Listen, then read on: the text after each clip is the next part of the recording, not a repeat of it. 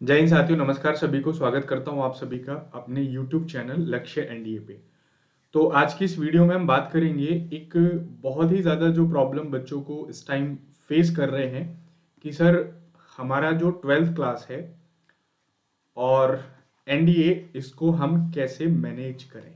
Okay, तो आज plus की क्लास में ले रहा था तो उस टाइम पे एक बच्चे का क्वेश्चन था और सबसे बड़ी बात होती है कि कई बार बच्चे को प्रॉब्लम होती है, वो बोल भी नहीं पाता है। तो जैसे ही वो क्लास खत्म होती है उसके बाद कम से कम 3 से 4 फोन मेरे पास आते हैं कि सर आज जो बच्चे ने वो समस्या बोली वो हमारी भी प्रॉब्लम है, तो हम क्या करें। तो मुझे कहीं ऐसा लगा कि मतलब बच्चा क्या है, प्रेशराइज होके चीजों को करता जा रहा है। या तो वो किसी डर की वजह से कर रहा है या वो प्रेशराइज होके कर रहा है। उसको पता नहीं है कि एग्जैक्टली उसको क्या करना है, उसको समझ में नहीं आ रहा है, वो करता जा रहा है करता जा रहा है। लेकिन जब वो 12th की सोचता है तो उसको लगता है कि 12th मेरी छूट रही है। एनडीए की तरफ कर एनडीए को सोचता है तो फिर एनडीए की तरफ लगता है। तो इस कंडीशन में वो करे क्या। या फिर आपके साथ दूसरी कंडीशन ये हो सकती है कि आप ग्रेजुएशन में हैं, ओके, और ग्रेजुएशन के साथ एनडीए को मैनेज कैसे करें।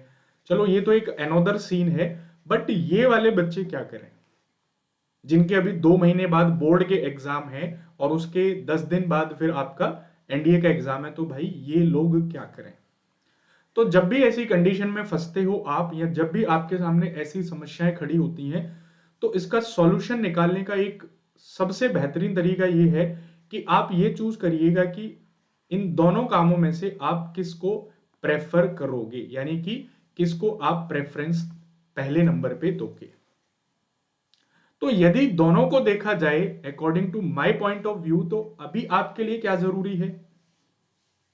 ऑब्वियस सी बात है कि वो आपका बोर्ड जरूरी है, यानी कि आपकी 12th क्लास जरूरी है, क्योंकि 12th क्लास में आप एक अच्छा स्कोर नहीं खड़ा करते हो।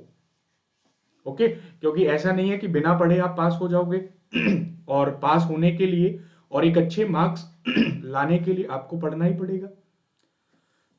तो कहने का मतलब है कि ऐसा हम क्या करें कि हम दोनों को मैनेज करके चलें और दोनों में हम रिजल्ट ला सकें, या किस तरीके से हम करें। तो प्रेफरेंस की मैं बात करूं तो 12th क्लास क्या है भाई, आपके लिए इंपॉर्टेंट है अभी। ये बात आप समझो या आप इसे इग्नोर करो। ये आपको लग रहा होगा कि शायद मैं एनडीए कर लूंगा 12th में भी हो जाएगा, बट आप ये मान के चलिए कि 12th क्लास आपके लिए अभी इंपॉर्टेंट है। और बिना पढ़े 12th क्लास पास नहीं हो सकती है। मतलब कोई जादू नहीं है कि वो हो जाएगा, क्योंकि जब आप फिजिक्स केमिस्ट्री और मैथमेटिक्स की बात करते हैं तो ये अपने आप में इनको टाइम देना पड़ता है। तो हम करें क्या सर। तो मेरा जो व्यू है कि भाई आप पहले जो प्रेफरेंस दें अपनी 12th क्लास पे दें, उसके साथ साथ आप एनडीए की प्रिपरेशन कर सकते हैं जो टाइम आपका बचता है। अभी आप लोग के साथ जेन्युइन में क्या हो रहा है कि एनडीए के जो 10 सब्जेक्ट हैं आप इस पे लगे पड़े हो। मैथ्स भी चल रहा है, इंग्लिश भी चल रही है, फिजिक्स भी चल रही है, ज्योग्राफी भी चल रही है, हिस्ट्री भी चल रही है, केमिस्ट्री भी चल रही है, बायो भी चल रही है, करंट अफेयर भी। आपको तो टाइम ही नहीं बच रहा है। भगवान ना करे आप एनडीए का करते गए और इधर कुछ क्या हो गया, अप्स एंड डाउन हो गया, तब क्या करोगे। तो भाई आपको क्या करना है, ऐसे नहीं करना है, क्योंकि आप चीजों को स्टेप वाइज ही तो करोगे। हाँ जी, स्टेप वाइज ही करोगे ना। 12th से पहले तो आप एनडीए नहीं कर सकते हो। कल को 12th के क्लास में आपका अप्स एंड डाउन होता है तो एसएसबी में आपके लिए सवाल खड़े होते हैं कि 12th में आपके मार्क्स कम क्यों थे, 12th में ऐसा क्या हुआ। बहुत सारे क्वेश्चंस एसएसबी में बन जाते हैं। तो कहने का मतलब है कि आपको भाई पहली प्रेफरेंसेस अपनी 12th क्लास को देनी है। बट आपका जो ड्रीम है कहीं ना कहीं उसके लिए भी आपको क्या है, प्रिपेयर करते रहना है। बट ये सोच के कि भाई इसमें हम करेंगे लेकिन हमारी प्रेफरेंस पहले 12th क्लास रहेगी। चीजों को तरीके से किया जाता है, ऐसे नहीं है कि बस भीड़ चाल सब लोग कर रहे हैं हम भी उसी तरीके से कर रहे हैं। ना तो ये होगा ना ही इधर आप कर पाओगे। ना तो 12th क्लास में अच्छा होगा ना ही आप एनडीए में अच्छा कर पाओगे। तो उसके लिए आपको करना क्या है कि आप अभी जो टाइम है, पहला टाइम आप अपने 12th क्लास को दीजिएगा, जिसमें आप फिजिक्स को टाइम दीजिएगा, केमिस्ट्री को टाइम दीजिएगा, बायो को टाइम सॉरी आपके पास बायो है तो बायो, मैथ्स है तो आप मैथ्स को टाइम दीजिएगा। ये टाइम आपने दे दिया, मान लीजिए कि आप 1.5 घंटे तीनों को देते हैं, तो मान लीजिए कि आप 5 घंटे आप दिन में अपने बोर्ड क्लास को दे रहे हैं। 5 से 6 घंटा that is more than sufficient. यदि आप रेगुलर होके पढ़ते हो इतना तो देखो आपको कम से कम पढ़ना पड़ेगा। हाँ, इसके बाद जो टाइम बचता है उसको आप फिर एनडीए में इन्वेस्ट कर सकते हो। और एनडीए में भी सारे सब्जेक्ट नहीं पढ़ने हैं, जिन सब्जेक्ट से आप कम टाइम में ज्यादा वेटेज लेके नंबर ले सकते हो उन सब्जेक्ट को आप कवर करिएगा। जैसे आप मैथ्स पढ़ेंगे तो मैथ्स आपका जो 12th का मैथ्स है यही आपको एनडीए में भी हेल्प करेगा। उसी के साथ साथ आप एनडीए के क्वेश्चंस को लगा सकते हैं। उसके अलावा एनडीए के लिए आप इंग्लिश को आप 1 घंटा 1 से 1.5 घंटा, वैसे नहीं है कि आप 4-5 घंटे इंग्लिश को ही दे रहे हैं तो फिर उसमें क्या होगा कि फिर सारा टाइम तो वही निकल जाएगा। जब आप 12th क्लास की फिजिक्स करेंगे तो आपके एनडीए की फिजिक्स 50% फिजिक्स आपका यहीं से हो जाएगा। ऑप्टिक्स है, सेमीकंडक्टर है, उसके बाद आपका मैग्नेटिज्म है, बहुत सारे टॉपिक आपके यहीं से हो जाएंगे। तो बाकी टॉपिक्स को आप कहता हूं कि अभी थ्योरी नहीं करनी है, मत करिएगा, बस क्वेश्चंस सीधा लगा लीजिएगा। That questions are more than enough. यदि आपको प्रॉब्लम लग रही है, आपको लग रहा है कि 12th क्लास के साथ में मैनेज नहीं कर पा रहा हूं, तो सीधा क्वेश्चंस लगाइएगा, मत करिएगा थ्योरी।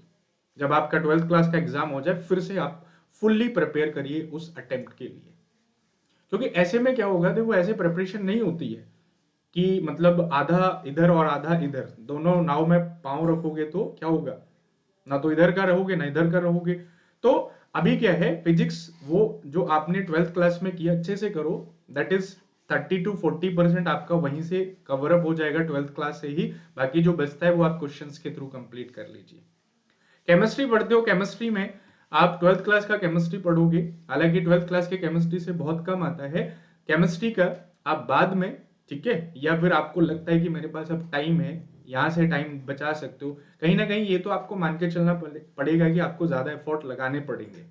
आपको उस बच्चे से ज्यादा टाइम देना है जो सिर्फ एनडीए के लिए ही लगा हुआ है, क्योंकि वो एनडीए को ही 9-10 घंटे दे रहा है। आपको क्या है, स्मार्ट तरीके से देना है। आपको लगता है कि आज सैटरडे संडे का टाइम है, ओके, तो आप क्या है रिकॉर्डिंग्स के थ्रू कंप्लीट कर सकते हैं। बात समझ में आ रही है? तो अपनी स्ट्रेटजी आपको खुद बनानी पड़ेगी। आपको देखना पड़ेगा कि आप किस टाइप के स्टूडेंट हो, आपकी वीकनेस क्या है, आपकी स्ट्रेंथ क्या है। उसके बाद ज्योग्राफी का जैसे ज्यादा वेटेज होता है तो ज्योग्राफी को आप लेके चल सकते हैं अभी, ओके, ज्योग्राफी को आप लेके चल सकते हैं, ज्योग्राफी का क्लासेस आप लगा सकते हैं। बाकी सब्जेक्ट को आप, ठीक है, नहीं भी करेंगे तो भी जरूरी नहीं है कि आप सारे ही सब्जेक्ट करो तभी आपका एनडीए होगा। जो करते हो उसको अच्छे से करो, उससे भी आप एनडीए निकाल सकते हो। 900 मार्क्स का पेपर होता है और आप ये मान के चलो 50% मार्क्स भी आप ले आते हो तो दैट इज आपका सिलेक्शन हो जाएगी। तो बात समझ में आ रही है आपको? आपको जरूरी नहीं है कि आप 10 के 10 सब्जेक्ट को एक साथ उठा के ऐसे सर पे रख लो और चलने की कोशिश करो, तो नहीं चल पाओगे। ओके, तो लास्ट में यही होगा कि आप बार बार फिर डिमोटिवेट फील करोगे। अभी तो चीजें स्टार्ट ही हो रही हैं, एनडीए का भी सिलेबस फिर बड़ा हो जाएगा, क्लासेस इतनी ज्यादा हो जाएंगी, और जब आप क्लासेस छूटेंगे आपका आपका सिलेबस कंप्लीट नहीं होगा, आपको फिर लगेगा कि ये क्या हो गया। तो प्लान होके चलिएगा, इस तरीके से चीजों को लेकर चलिएगा कि आपको कोई भी प्रॉब्लम ना हो। ओके, तो आगे बढ़ने से पहले आप क्या है अपना स्ट्रेटजी बना लो, प्लान बना लो कि मुझे इस तरीके से चलना है। ओके, कि भाई मुझे अपना 12th क्लास में इतने घंटे का टाइम देना है और मेरा टारगेट है कि मुझे टॉप तो नहीं करना है बट 70 to 80%, क्योंकि कल को आगे आपको एसएसबी देने का भी मौका मिलेगा। आप आईआईटी जेईई दोगे या उसके बेसिस पे आप एसएसबी दे सकते हो, या फिर आप ऑन एन एवरेज अच्छे मार्क्स आ जाए, उधर आपका फर्स्ट अटेम्प्ट में एनडीए भी निकल जाए, तो फिर आप इस तरीके से चलिएगा कि एनडीए का आप मैथ्स खरीदते रहिएगा, इंग्लिश करते रहिएगा, फिजिक्स करते रहिएगा और ज्योग्राफी करते रहिएगा। 1 महीने बाद फिजिक्स खत्म हो जाता है तो फिर आप केमिस्ट्री उठा लीजिए, केमिस्ट्री खत्म हो जाता है तो बायो उठा लीजिएगा, जीएस में ज्योग्राफी खत्म हो जाता है तो पॉलिटी पकड़ लीजिएगा, पॉलिटी खत्म हो जाता है तो हिस्ट्री पकड़ लीजिएगा। एक साथ सारी चीजों को लेकर नहीं चलना है। और ये नॉर्मली बच्चे के साथ प्रॉब्लम हो रही है, 10-10 क्लासेस लगा रहा है, सेल्फ स्टडी के लिए टाइम नहीं है, आगे पार्ट पीछे सा पार्ट, आगे आगे पढ़ते जा रहे हो, पीछे पीछे भूलते जा रहे हो, कोई फायदा नहीं है ऐसे पढ़ने का।